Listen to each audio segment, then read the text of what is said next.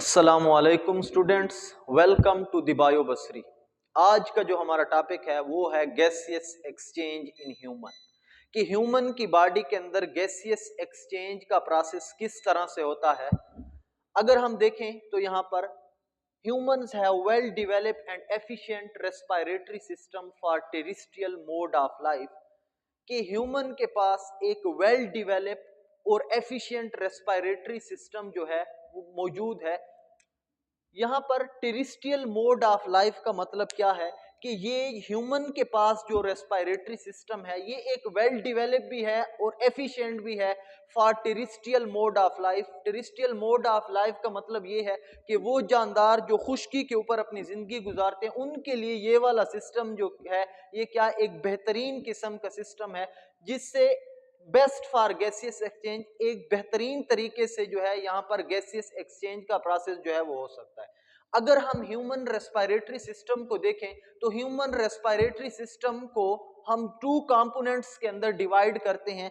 एक को हम कहते हैं एयर पैसेज वेव्स और दूसरा जो है वो क्या है, लंग्स है। एयर पैसेज वेव्स किसे कहते हैं? एयर हवा, पैसेज रास्ते को, पैसेज वेव्स यानी गुजरगा के हवा। इधर अगर हम एयर पैसेज वेव की डिफिनीशन की बात करें तो हम कहते हैं कि the passage through which air passes from nose to lungs is called air passage way. वो रास्ता जो नाक से लेकर लंग्स तक हवा का जो रास्ता है, इस सारे रास्ते को हम क्या कहते हैं? एयर पैसेज वेव्स कहते हैं। अगर हम देखें एयर पैसेज वेव्स के अंदर भी फिर फर्दर कंपोनेंट्स आ जाते हैं। Air passage wave consist of nose, pharynx, larynx, trachea, bronchi, bronchiole and alveoli. इन पार्ट्स को हम एक एक करके डिस्कस करते हैं। सबसे पहले जो है वो है नोज। नोज रेस्पिरेटरी सिस्टम का ऐसा पार्ट है जो कि क्या है, विजिबल है, हमें नजर आता है। ओनली एक्सटर्नली विजिबल पार्ट जो कि एक्सटर्नली बाहर भी है और दूसरा हमें नजर भी आता है। अगर हम नोज की कंपोजिशन देखें तो नोज दो चीजों से मिलकर बना हुआ है, एक बोन है और दूसरी कार्टिलेज है। बोन यानी ये हड्डी और कार्टिलेज जो है ये कुरकुरी हड्डी जो यहां पर मौजूद है। नोज के अंदर एक कैविटी है, एक खाली स्पेस है जिसको हम क्या कहते हैं कि the cavity of nose is called nasal cavity. अगर हम देखें तो इस कैविटी के बाहर टू ओपनिंग्स हैं, उन टू ओपनिंग्स को क्या कहते हैं? इनको नॉस्ट्रिल कहते हैं। अगर यहां पर हम डायग्राम के अंदर देखें तो ये क्या है? नोज है, ये इसकी टू ओपनिंग्स हैं जिन्हें हम नॉस्ट्रिल्स कहते हैं। इसके अंदर जो खाली स्पेस है इसको नजल कैविटी का नाम हमने दिया है और दरमियान में एक सेप्टा मौजूद है जो कि नोज को डिवाइड कर रहा है टू कैविटीज के अंदर। यहां पे अगर हम देखें तो यहां पर ये नोज की अपनी दीवार हो गई है, दूसरी उसके बाद ये ब्लड कैपिलरी है और तीसरी जो है ये म्यूकस मेम्ब्रेन भी इसके अंदर मौजूद है। अगर हम म्यूकस मेम्ब्रेन को देखें तो म्यूकस मेम्ब्रेन के ऊपर स्मॉल हेयर लाइक स्ट्रक्चर्स होते हैं। उन स्मॉल हेयर लाइक स्ट्रक्चर्स को क्या कहते हैं? सिलिया कहते हैं। अगर हम इन सिलिया का फंक्शन देखें तो सिलिया का फंक्शन क्या है? ये ट्रैपिंग का काम करता है। दूसरा है म्यूकस मेम्ब्रेन। म्यूकस मेम्ब्रेन का काम क्या है? ये म्यूकस सिक्रीट करता है, म्यूकस स्टिकी मटेरियल है फॉर मॉइस्चराइजिंग, मॉइस्चरिंग के लिए। दूसरा जो है यहाँ पर ब्लड कैपिलरीज मौजूद हैं। ब्लड कैपिलरीज का फंक्शन क्या है? Warm the air. जब हम सांस लेते हैं तो जो एयर हम इनहेल कर रहे होते हैं, सिलिया उसको, उसके अंदर कोई डस्ट पार्टिकल होते हैं तो उनको बाहर की तरफ भेजते हैं। म्यूकस क्या करता है? म्यूकस सिक्रीट होता है, इस जो एयर है इसको मॉइस्चराइजिंग प्रोवाइड करता है और ब्लड कैपिलरीज जो हैं इसको वार्म अप करते हैं। सेकंड पार्ट जो है वो है फेरिंग्स। फेरिंग्स क्या है? फेरिंग्स जो है ये कोन शेप्ड मस्कुलर स्ट्रक्चर है, मसल से मिलके बना हुआ एक स्ट्रक्चर है। अगर हम इसकी लेंथ की बात करें तो ये 4 से 5 इंचेस लॉन्ग है और इसके अंदर भी क्या चीज होती है? Lined by mucus membrane. यहां पर भी म्यूकस की मेम्ब्रेन लगी होती है। अगर हम फेरिंग्स के देखें फंक्शन की बात करें तो फेरिंग्स के दो फंक्शंस हैं। इसका फंक्शन रेस्पिरेटरी सिस्टम में भी है और इसके साथ साथ क्या है, डाइजेस्टिव सिस्टम के अंदर भी इसका फंक्शन है। अगर हम इस डायग्राम के अंदर देखें तो यहां पर ये नोज हो गया है, नोज के बाद फिर क्या है, यहां पर ये 2 ओपनिंग्स हैं जो माउथ के अंदर ओपन हो रही हैं। इस सारे रास्ते को, ये वाला जो रास्ता है, इसको हम क्या कहते हैं, फेरिंक्स कहते हैं। फेरिंक्स जो है दोनों डाइजेस्टिव सिस्टम का भी हिस्सा है, साथ साथ क्या है, रेस्पिरेटरी सिस्टम का भी ये हिस्सा है। इसी फेरिंक्स वाले रीजन पे रेस्पिरेटरी सिस्टम अलहदा हो जाता है और डाइजेस्टिव सिस्टम जो है वो क्या हो जाता है, वो अलहदा हो जाता है।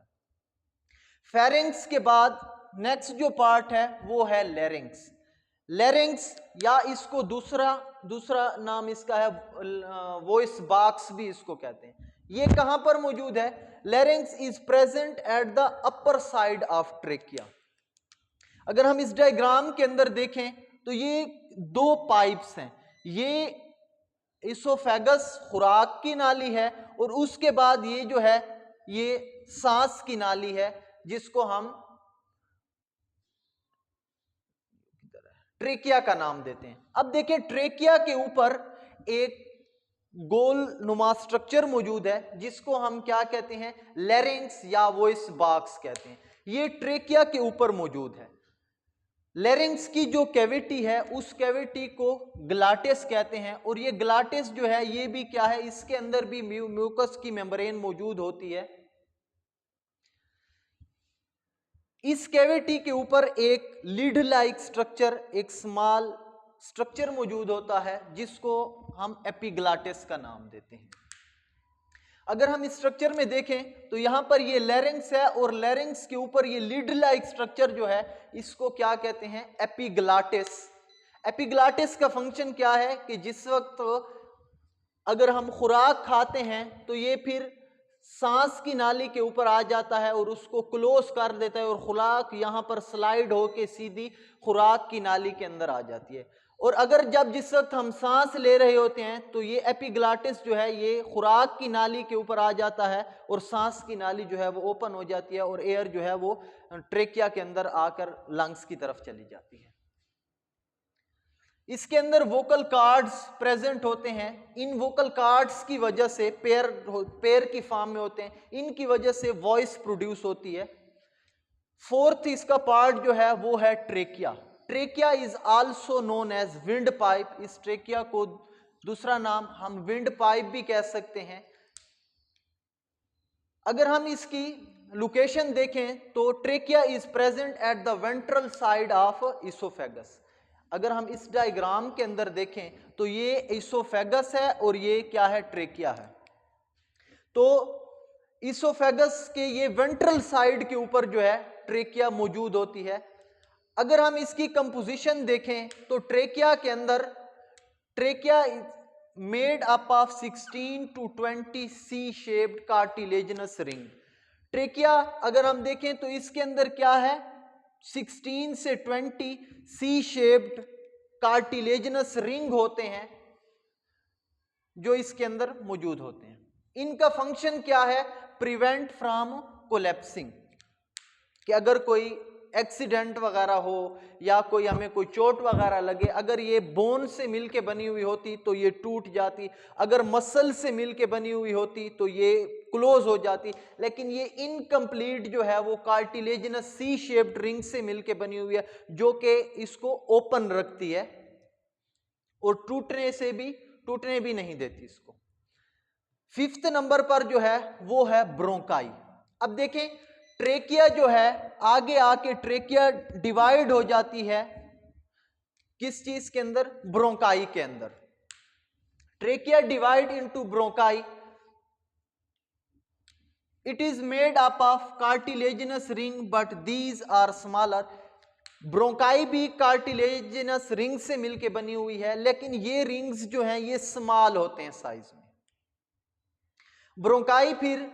ब्रोंकाई फर्दर डिवाइड हो जाती है ब्रांकियोल्स के अंदर, डिवाइड और रीडिवाइड हो जाती है और जिस वक्त ब्रोंकाई का डायमीटर 1 मिलीमीटर या इससे लेस हो जाए तो अब हम इसे क्या कहते हैं, इसको ब्रांकियोल्स कहते हैं।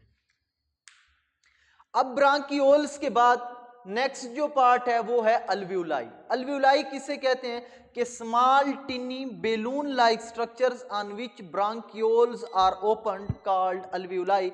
जिस वक्त अगर इस डायग्राम में हम देखें तो यहां पर ये ट्रेकिया है, ट्रेकिया डिवाइड होती है ब्रोंकाई में, और ब्रोंकाई फिर डिवाइड होते होते लंग्स के अंदर ये डिवाइड होते होते ब्रांकियोल्स में, और जिस वक्त ब्रोंकाई जिस वक्त इसका डायमीटर 1 मिलीमीटर या इससे कम हो जाए तो इसको हम ब्रांकियोल्स कहते हैं। और ब्रांकियोल्स जो है वो खत्म हो जाते हैं, टर्मिनेट हो जाते हैं स्मॉल बेलून लाइक स्ट्रक्चर के ऊपर। उन बेलून लाइक स्ट्रक्चर को हम क्या कहते हैं, उनको अल्वियोलाई कहते हैं। और जहां पर ये अल्वियोलाई ही ऐसी जगह है जहां पर गैसियस एक्सचेंज का प्रोसेस जो है वो होता है। नेक्स्ट उसके बाद दूसरा पोर्शन जो है वो है लंग्स।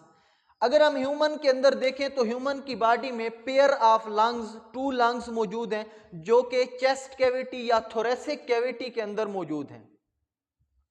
इनको अगर हम देखें तो इनक्लोज बाय चेस्ट वॉल, ये इनको चेस्ट की आगे से भी और पीछे से भी और साइडों से भी चेस्ट वॉल ने क्या किया हुआ है, इनक्लोज्ड किया हुआ है।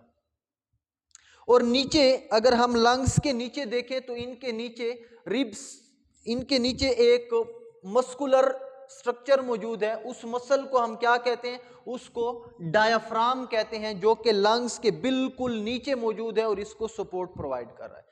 लंग्स के ऊपर एक खास किस्म की डबल मेम्ब्रेन होती है, उस मेम्ब्रेन को क्या कहते हैं, प्लूरा। लंग्स के ऊपर एक स्पेशल टाइप की यहां पर एक मेम्ब्रेन मौजूद है जिसको प्लूरा कहते हैं, और इसके अंदर स्पेशल किस्म का फ्लूइड मौजूद होता है जिसको प्लूरल फ्लूइड कहते हैं, और ये फिर कंट्रैक्शन और रिलैक्सेशन के वक्त हेल्प करता है इसकी।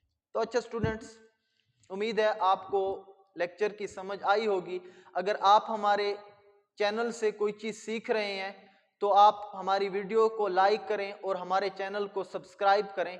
इंशाल्लाह मिलते हैं नेक्स्ट वीडियो में। अल्लाह हाफिज़।